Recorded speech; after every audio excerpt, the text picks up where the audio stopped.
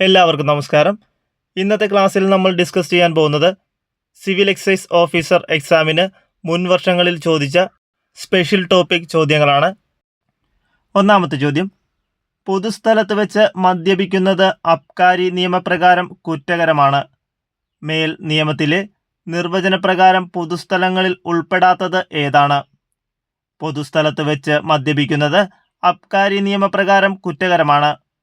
മേൽ നിയമത്തിലെ നിർവചനപ്രകാരം പൊതുസ്ഥലങ്ങളിൽ ഉൾപ്പെടാത്തത് ഏതാണ്? ആൻസർ ഓപ്ഷൻ ബി, റെസ്റ്റ് ഹൗസിലെ താമസത്തിനുപയോഗിക്കുന്ന സ്വകാര്യ മുറി. റെസ്റ്റ് ഹൗസിലെ താമസത്തിനുപയോഗിക്കുന്ന സ്വകാര്യ മുറി പൊതുസ്ഥലത്തിൽ ഉൾപ്പെടാത്തതാണ്. സെക്ഷൻ 15C പൊതുസ്ഥലങ്ങളിൽ മദ്യത്തിന്റെ ഉപയോഗം നിരോധിച്ചിരിക്കുന്നു. സെക്ഷൻ 15C ആണ് പൊതുസ്ഥലങ്ങളിൽ മദ്യത്തിന്റെ ഉപയോഗം നിരോധിച്ചിരിക്കുന്നത്. അബ്കാരി നിയമപ്രകാരം ട്രാൻസിറ്റ് എന്നതുകൊണ്ട് അർത്ഥമാക്കുന്നത് എന്താണ്? അബ്കാരി നിയമപ്രകാരം ട്രാൻസിറ്റ് എന്നതുകൊണ്ട് അർത്ഥമാക്കുന്നത് എന്താണ്? ആൻസർ ഓപ്ഷൻ ഡി, കേരളത്തിന്റെ അധികാര പരിധിയിലൂടെ ഒരു സംസ്ഥാനത്ത് നിന്ന് ആ സംസ്ഥാനത്തിന്റെ മറ്റൊരു ഭാഗത്തേക്കോ മറ്റൊരു സംസ്ഥാനത്തേക്കോ മദ്യം കടത്തുന്നതിനെയാണ് ട്രാൻസിറ്റ് എന്നതുകൊണ്ട് അർത്ഥമാക്കുന്നത്. കേരളത്തിന്റെ അധികാര പരിധിയിലൂടെ ഒരു സംസ്ഥാനത്ത് നിന്ന് ആ സംസ്ഥാനത്തിന്റെ മറ്റൊരു ഭാഗത്തേക്കോ മറ്റൊരു സംസ്ഥാനത്തേക്കോ മദ്യം കടത്തുന്നതിനെയാണ് ട്രാൻസിറ്റ് എന്നതുകൊണ്ട് അർത്ഥമാക്കുന്നത്. അബ്കാരി ആക്ടിൽ സെക്ഷൻ 3 ക്ലോസ് 17A ട്രാൻസിറ്റിനെ കുറിച്ച് പറയുന്നത്. അബ്കാരി ആക്ടിൽ സെക്ഷൻ 3 ക്ലോസ് 17A ട്രാൻസിറ്റിനെ കുറിച്ച് പരാമർശിക്കുന്നത്. ഒരാൾക്ക് അബ്കാരി നിയമമനുസരിച്ച് കൈവശം വയ്ക്കാവുന്ന മദ്യത്തിന്റെ അളവ് എത്രയാണ്? ഒരാൾക്ക് അബ്കാരി നിയമമനുസരിച്ച് കൈവശം വയ്ക്കാവുന്ന മദ്യത്തിന്റെ അളവ് എത്രയാണ്? Answer option C, 15 litre. 15 ലിറ്ററാണ് ഒരാൾക്ക് അബ്കാരി നിയമമനുസരിച്ച് കൈവശം വയ്ക്കാവുന്ന മദ്യത്തിന്റെ അളവ്. ഒരാൾക്ക് കൈവശം വയ്ക്കാവുന്ന മദ്യത്തിന്റെ അളവുകൾ താഴെ പറയുന്നവയാണ്. കള്ള് 1.5 ലിറ്റർ. ഇന്ത്യൻ നിർമ്മിത വിദേശ മദ്യം IMFL 3 ലിറ്റർ. വിദേശ നിർമ്മിത മദ്യം FMFL 2.5 litre. Wine 3.5 litre. Beer 3.5 litre.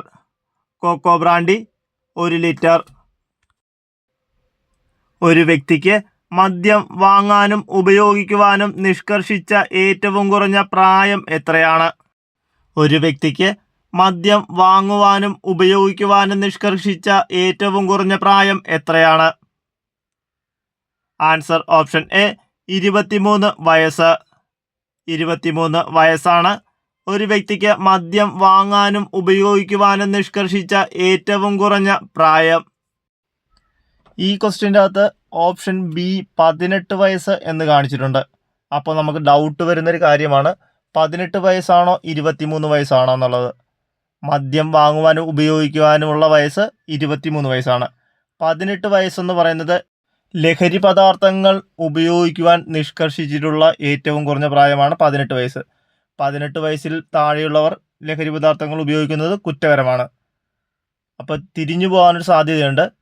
18 വയസ്സെന്ന് പറയുന്നത് ലഹരി പദാർത്ഥങ്ങളുടെ ഉപയോഗത്തിനെ കുറിച്ചും 23 വയസ്സെന്നുള്ളത് മദ്യം വാങ്ങുവാനും ഉപയോഗിക്കുവാനുള്ളതും. അതൊന്ന് എല്ലാവരും ഒന്ന് ശ്രദ്ധിച്ചേക്കണം. സെക്ഷൻ 15A 23 വയസ്സിന് താഴെയുള്ള വ്യക്തികൾക്ക് മദ്യം ഉപയോഗിക്കുന്നത് നിരോധിച്ചിരിക്കുന്ന വകുപ്പാണ്. സെക്ഷൻ 15A ആണ് 23 വയസ്സിന് താഴെയുള്ള വ്യക്തികൾ മദ്യം ഉപയോഗിക്കുന്നത് നിരോധിച്ചിരിക്കുന്ന വകുപ്പ്. NDPS നിയമവുമായി ബന്ധപ്പെട്ട് താഴെ പരാമർശിക്കുന്ന ഏതൊക്കെ പ്രസ്താവനകളാണ് ശരിയെന്ന് വ്യക്തമാക്കുക. NDPS നിയമവുമായി ബന്ധപ്പെട്ട് താഴെ പരാമർശിക്കുന്ന ഏതൊക്കെ പ്രസ്താവനകളാണ് ശരിയെന്ന് വ്യക്തമാക്കുക. മയക്കുമരുന്ന് നിരോധന നിയമനിർമ്മാണം 1985 NDPS ആക്ടിൻ്റെ ഉദ്ദേശം.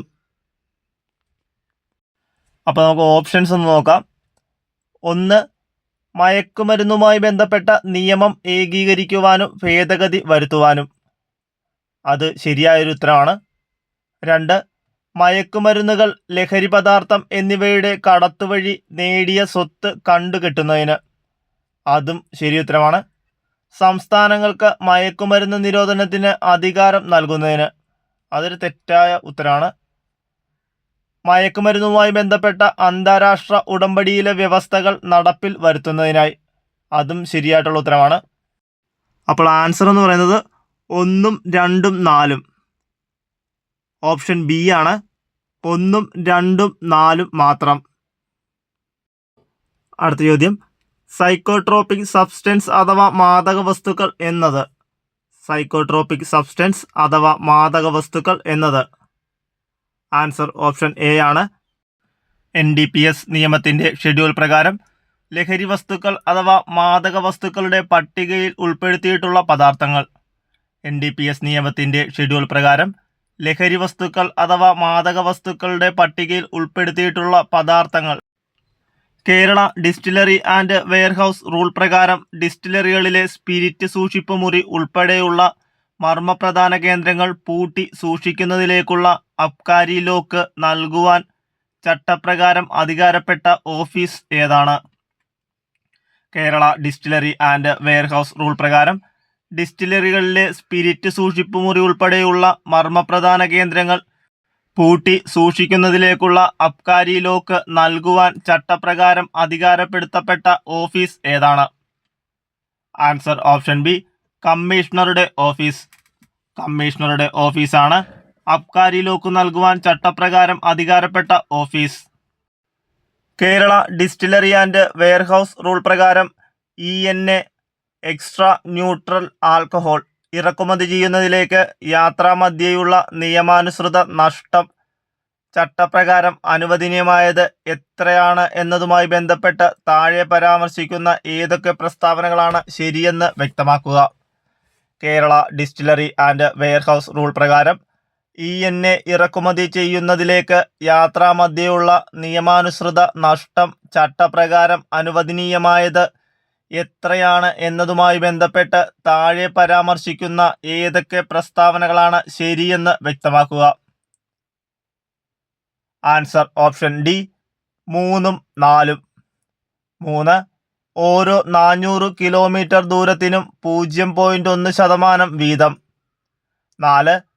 ആകെ യാത്രയ്ക്ക് പരമാവധി 0.5%.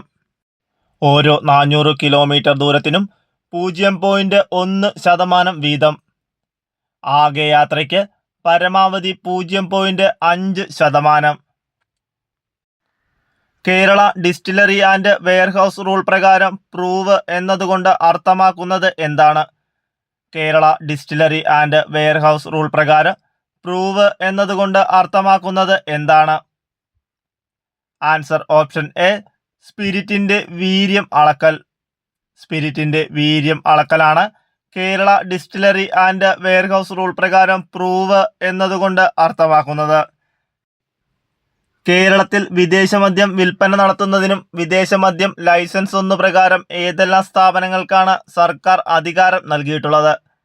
കേരളത്തിൽ വിദേശമദ്യം വിൽപ്പന നടത്തുന്നതിനും വിദേശമദ്യം ലൈസൻസ് 1 പ്രകാരം ഏതെല്ലാം സ്ഥാപനങ്ങൾക്കാണ് സർക്കാർ അധികാരം നൽകിയിട്ടുള്ളത്? ആൻസർ ഓപ്ഷൻ ബി, 1ഉം 2ഉം 3ഉം. 1. Kerala state beverages corporation limited.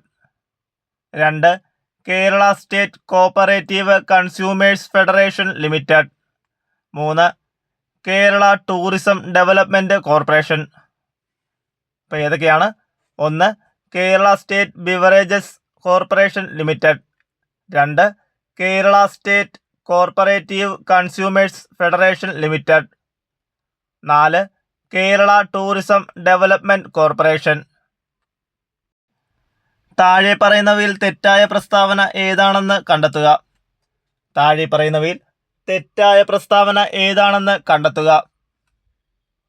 Answer option C, 3ഉം 4ഉം. 3. FL4A ക്ലബ്ബ് ലൈസൻസ് അനുവദിക്കുന്നതിന് 200 മീറ്റർ ദൂരപരിധി നിയമം പാലിച്ചിരിക്കണം.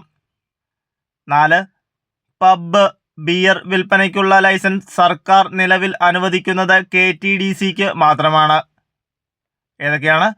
മൂന്നാമത്തേത്, FL4A ക്ലബ് ലൈസൻസ് അനുവദിക്കുന്നതിന് 200 മീറ്റർ ദൂരപരിധി നിയമം പാലിച്ചിരിക്കണം. 4. പബ്, ബിയർ വിൽപ്പനയ്ക്കുള്ള ലൈസൻസ് സർക്കാർ നിലവിൽ അനുവദിക്കുന്നത് KTDCക്ക് മാത്രമാണ്. കോട്ട്പ നിയമം 2003 പ്രകാരം താഴെ പറയുന്നവയിൽ തെറ്റായ പ്രസ്താവനകൾ ഏതെല്ലാമാണ്? കോട്ട്പ നിയമം 2003 പ്രകാരം താഴെ പറയുന്നവയിൽ തെറ്റായ പ്രസ്താവനകൾ ഏതെല്ലാമാണ്? ആൻസർ ഓപ്ഷൻ ഡി, 2ഉം 4ഉം. 2. പൊതുജനങ്ങൾ ഒത്തുകൂടുന്ന പൊതുസ്ഥലങ്ങളിൽ പുകയില ഉൽപ്പന്നങ്ങൾ വിൽക്കുവാൻ പാടുള്ളതല്ല. 4. പുകവലി നിരോധിത മേഖലയെന്ന് വിജ്ഞാപനം ചെയ്ത സ്ഥലങ്ങളിൽ പുകയില ഉൽപ്പന്നങ്ങൾ വിൽക്കാൻ പാടുള്ളതല്ല. അപ്പോൾ ഏതൊക്കെയാണ്? 2. പൊതുജനങ്ങൾ ഒത്തുകൂടുന്ന പൊതുസ്ഥലങ്ങളിൽ പുകയില ഉൽപ്പന്നങ്ങൾ വിൽക്കുവാൻ പാടുള്ളതല്ല. 4. പുകവലി നിരോധിത മേഖലയെന്ന് വിജ്ഞാപനം ചെയ്ത സ്ഥലങ്ങളിൽ പുകയില ഉൽപ്പന്നങ്ങൾ വിൽക്കുവാൻ പാടുള്ളതല്ല. കോട്ട്പ ആക്ട് 2003 പ്രധാന ലക്ഷ്യങ്ങളിൽ താഴെ പറയുന്നവയിൽ ശരിയായ പ്രസ്താവനകൾ ഏതെല്ലാമാണെന്ന് കണ്ടെത്തുക. കോട്ട്പ ആക്ട് 2003 പ്രധാന ലക്ഷ്യങ്ങളിൽ താഴെ പറയുന്നവയിൽ ശരിയായ പ്രസ്താവനകൾ ഏതെല്ലാമാണെന്ന് കണ്ടെത്തുക. ആൻസർ ഓപ്ഷൻ ഡി, 1ഉം 2ഉം 3ഉം 4ഉം. താഴെ തന്നിരിക്കുന്ന എല്ലാ പ്രസ്താവനകളും ശരിയാണ്. പ്രസ്താവന 1, വിദ്യാർത്ഥികളെ പുകയില ഉപയോഗത്തിൽ നിന്നും പിന്തിരിപ്പിക്കുക. 2. യുവജനങ്ങളെ പുകയില ഉപയോഗത്തിൽ നിന്നും പിന്തിരിപ്പിക്കുക. 3. ഗർഭിണികളായ സ്ത്രീകളെയും ചെറിയ കുട്ടികളെയും പുകവലിയുടെ ദൂഷ്യത്തിൽ നിന്നും പിന്തിരിപ്പിക്കുക. 4. നേരിട്ടും അല്ലാതെയുമുള്ള എല്ലാ പുകയില ഉപയോഗങ്ങളും നിരുത്സാഹപ്പെടുത്തുക. കോട്ട്പ ആക്ട് 2003 പ്രധാന ലക്ഷ്യങ്ങളിൽ താഴെ തന്നിരിക്കുന്നവ എല്ലാം ഉൾപ്പെടുന്നതാണ്. കോട്ട്പ ആക്ട് 2003 പ്രകാരം താഴെ പറയുന്ന പ്രസ്താവനകളിൽ ശരിയായത് ഏതെല്ലാം? കോട്ട്പ ആക്ട് 2003 പ്രകാരം താഴെ പറയുന്ന പ്രസ്താവനകളിൽ ശരിയായത് ഏതെല്ലാം? ആൻസർ ഓപ്ഷൻ സി, 2ഉം 3ഉം 4ഉം. 2. പുകയില ഉൽപ്പന്നങ്ങളുടെ പാക്കറ്റിൽ രേഖപ്പെടുത്തുന്ന മുന്നറിയിപ്പ് പരസ്യം ഉപഭോക്താക്കൾക്ക് വ്യക്തമായി കാണുന്ന തരത്തിൽ ആയിരിക്കണം. പുകയില ഉൽപ്പന്നങ്ങളുടെ പാക്കറ്റിൽ രേഖപ്പെടുത്തുന്ന മുന്നറിയിപ്പ് പരസ്യം ഉപഭോക്താക്കൾക്ക് വ്യക്തമായി കാണുന്ന തരത്തിൽ ആയിരിക്കണം. 3. പുകയില ഉൽപ്പന്നങ്ങളുടെ പാക്കറ്റിൽ രേഖപ്പെടുത്തുന്ന മുന്നറിയിപ്പ് പരസ്യം വായിക്കാൻ തക്ക വലുപ്പത്തിലുള്ളവ ആയിരിക്കണം. പുകയില ഉൽപ്പന്നങ്ങളുടെ പാക്കറ്റിൽ രേഖപ്പെടുത്തുന്ന മുന്നറിയിപ്പ് പരസ്യം വായിക്കാൻ തക്ക വലുപ്പത്തിലുള്ളവ ആയിരിക്കണം. 4. എല്ലാ സിഗരറ്റ് പാക്കറ്റുകളിലും ഉപഭോക്താക്കൾ കാണത്തക്ക വിധത്തിൽ മുന്നറിയിപ്പ് പരസ്യം രേഖപ്പെടുത്തിയിരിക്കണം. എല്ലാ സിഗരറ്റ് പാക്കറ്റുകളിലും ഉപഭോക്താക്കൾ കാണത്തക്ക വിധത്തിൽ മുന്നറിയിപ്പ് പരസ്യം രേഖപ്പെടുത്തിയിരിക്കണം. വിമുക്തി മിഷൻ പദ്ധതിയുമായി ബന്ധപ്പെട്ട് താഴെ പറയുന്ന പ്രസ്താവനകളിൽ ശരിയായത് ഏതെല്ലാം? വിമുക്തി മിഷൻ പദ്ധതിയുമായി ബന്ധപ്പെട്ട് താഴെ പറയുന്ന പ്രസ്താവനകളിൽ ശരിയായത് ഏതെല്ലാം? ആൻസർ ഓപ്ഷൻ ബി, 1ഉം 2ഉം 3ഉം. 1. 2016 നവംബർ 20-നാണ് വിമുക്തി പദ്ധതി കേരള മുഖ്യമന്ത്രി തിരുവനന്തപുരത്ത് ഉദ്ഘാടനം ചെയ്തത്. 2016 നവംബർ 20-നാണ് വിമുക്തി പദ്ധതി കേരള മുഖ്യമന്ത്രി തിരുവനന്തപുരത്ത് ഉദ്ഘാടനം ചെയ്തത്. 2. വിമുക്തി പദ്ധതിയുടെ സംസ്ഥാനതല ചെയർമാൻ മുഖ്യമന്ത്രിയാണ്. വിമുക്തി പദ്ധതിയുടെ സംസ്ഥാനതല ചെയർമാൻ മുഖ്യമന്ത്രിയാണ്. 3. സമൂഹ മാധ്യമങ്ങളിലൂടെയുള്ള പ്രചരണം വിമുക്തി പദ്ധതിയിൽ അനുവദനീയമാണ്. സമൂഹ മാധ്യമങ്ങളിലൂടെയുള്ള പ്രചരണം വിമുക്തി പദ്ധതിയിൽ അനുവദനീയമാണ്. വിമുക്തി മിഷൻ ബോധവൽക്കരണ പദ്ധതിയുടെ ലക്ഷ്യങ്ങൾ താഴെ പറയുന്നവയിൽ എന്തെല്ലാമാണ്? വിമുക്തി മിഷൻ ബോധവൽക്കരണ പദ്ധതിയുടെ ലക്ഷ്യങ്ങൾ താഴെ പറയുന്നവയിൽ എന്തെല്ലാമാണ്? ആൻസർ ഓപ്ഷൻ സി, 1ഉം 2ഉം 3ഉം. 1. സമൂഹത്തിൻ്റെ സമസ്ത മേഖലകളിലും വ്യാപരിക്കുന്ന വിപത്തായി മാറിയിട്ടുള്ള മദ്യം, മയക്കുമരുന്ന്, പുകയില ഉൽപ്പന്നങ്ങൾ എന്നിവയുടെ ഉപയോഗം കുറച്ചുകൊണ്ട് വരിക. സമൂഹത്തിൻ്റെ സമസ്ത മേഖലകളിലും വ്യാപരിക്കുന്ന വിപത്തായി മാറിയിട്ടുള്ള മദ്യം, മയക്കുമരുന്ന്, പുകയില ഉൽപ്പന്നങ്ങൾ എന്നിവയുടെ ഉപയോഗം കുറച്ചുകൊണ്ടുവരിക. 2. നിയമവിരുദ്ധ ലഹരി വസ്തുക്കളുടെ ശേഖരണം, കടത്തൽ എന്നിവയുടെ ഉറവിടം കണ്ടെത്തി ഇല്ലായ്മ ചെയ്യുക. നിയമവിരുദ്ധ ലഹരി വസ്തുക്കളുടെ ശേഖരണം, കടത്തൽ എന്നിവയുടെ ഉറവിടം കണ്ടെത്തി ഇല്ലായ്മ ചെയ്യുക. 3. ലഹരി ഉപയോഗത്തിന്റെ ദൂഷ്യവശങ്ങൾ ബോധ്യപ്പെടുത്തി വ്യാപക ബോധവൽക്കരണ പ്രവർത്തനങ്ങൾ സംഘടിപ്പിച്ച് ലഹരി വിമുക്ത കേരളം എന്ന ലക്ഷ്യം സാക്ഷാത്കരിക്കുന്നതിന്.